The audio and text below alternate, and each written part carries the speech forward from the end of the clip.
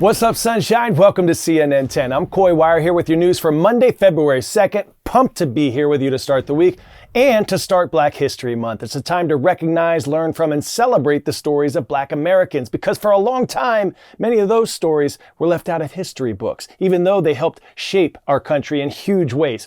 Black History Month is about understanding how history connects to the present and how the Black innovators, leaders, artists, and inventors of today are inspiring the future. We are kicking things off with a feature of an incredible man I got to spend time with recently, Dr. Lonnie Johnson, a barrier-breaking engineer and entrepreneur who's one of the most brilliant inventors of our time, and his story is ready for a movie script. Dr. Johnson holds more than 100 patents, and he's worked on top-secret projects for NASA and the U.S. Air Force, but his most famous invention, one of the best-selling toys of all time, the Super Soaker. I met Dr. Johnson at his lab here in Atlanta to hear his story and to share it with you.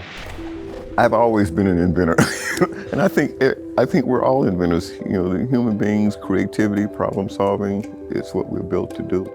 And creating is exactly what Lonnie Johnson has spent his life doing, while shattering stereotypes and breaking barriers along the way. People ask me all the time, what's my favorite invention? You know, it's like asking what's my favorite child, you know? Yeah. From aerospace engineer to inventor, he is a living icon and living proof of what a little ingenuity and a lot of perseverance can do. He has more than 140 patents, including one that might be one of your favorite toys. Gut just won't do. Introducing the Super Soaker 50. Dr. Johnson was born in 1949.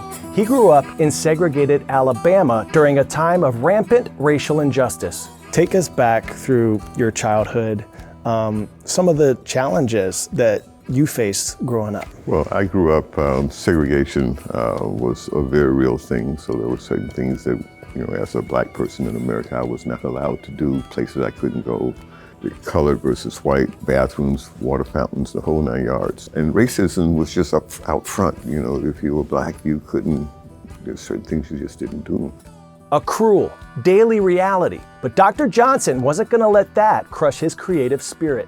By the time I got to high school, you know, I got interested in science and engineering. I watched President Kennedy make his moon speech in '62 and was all excited about that and getting into science and rockets and used to watch the Lost in Space robot on TV and Robbie the robot, and I decided I wanted to have my own robot. He spent over a year building Linux.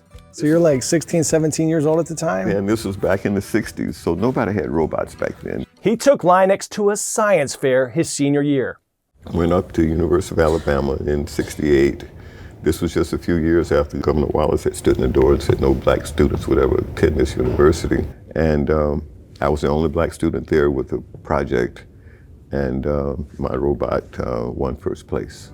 After graduation, Dr. Johnson attended Tuskegee University, getting a master's in nuclear engineering and starting his career at Oak Ridge National Laboratory. I found myself working alongside students from Princeton and other graduates, rather, from Princeton and other universities in engineering. And I was, you know, solving problems, and I had seen things and knew things that a lot of them didn't know, so I felt that I was very well prepared by Tuskegee, and it really built my confidence. That confidence propelled him to the Air Force and then to NASA's Jet Propulsion Lab, where one of his inventions flew on the Galileo mission.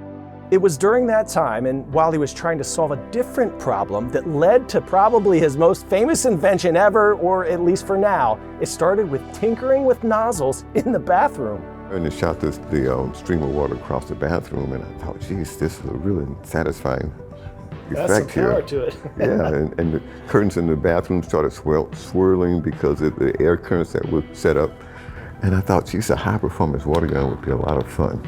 So I put down that project and started using my engineering insight to figure out, okay, how can I build a high-pressure gun that a small kid could operate and could hold a lot of water. I knew it would be successful. I didn't know that it was going to be a #1 selling toy in the world.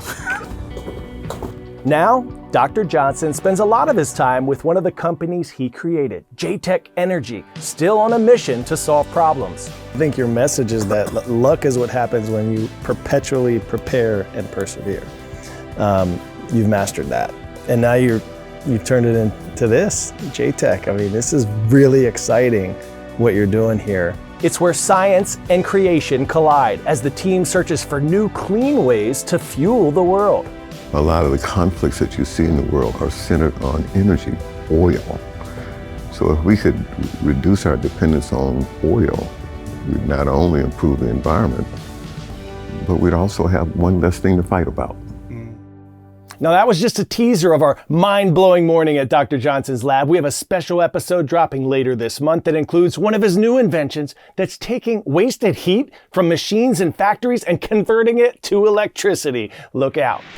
Today's top space story, potential concerns surrounding NASA's Orion spacecraft, the vehicle that's slated to help return man to the moon as part of the Artemis missions. 4 astronauts are scheduled to head to space aboard the Orion as soon as next week for a 10-day trip around the moon as part of the Artemis 2 mission. But some experts say the craft has a known flaw and are urging the agency not to fly the mission with humans on board. The issue relates to a special coating on the bottom of the craft called the heat shield, which protects astronauts from extreme temperatures of up to 5,000 degrees Fahrenheit as they re-enter Earth's atmosphere. The crucial component on Artemis 2 is nearly identical to the one that was used on the uncrewed Artemis 1 mission in 2022. That shield showed unexpected signs of damage following its return to Earth, prompting an investigation by NASA. And while even those involved in the investigation of that shield say there could be some risk involved, NASA appears poised to clear Artemis 2 for launch. The agency tells CNN that they have spent years investigating the issue and believe they can ensure the crew's safety through a number of ways, including altering the mission's flight path. Pop quiz, hot shot. What is the role of sodium in your body's process of hydration, protein absorption, bone strength, water retention, or cavity prevention? If you said water retention, H2, way to go! Sodium directs water where it needs to go in the body, like your bloodstream or muscle tissues. If sodium is low, water can pass right through you, even if you're drinking plenty of it. A teenager has just set the world record for fastest indoor mile by an under 18 athlete. That teen is Sam Ruth from New Zealand. He's 16 years old. He ran the mile in 3 minutes, 48.88 seconds in Boston over the weekend. He kicked it into another gear in the last 100 meters to blast past the leader for the win. National record! Oh my gosh! Would you believe this? His dad said he traveled about 50 hours to get to the race. And Sam said after the 9,000-mile journey, he was just thinking this race would be a rust buster. Instead, it was a record breaker. The time also broke New Zealand's national mile record, set by a 30-year-old more than 40 years ago. Ruth told CNN Sports he thought he wouldn't be able to crack that record for years. And he still says he doesn't believe it. Said he didn't even feel like he was going that fast. But now, with more races in Boston to come, he said he has more in the tank and can probably go faster.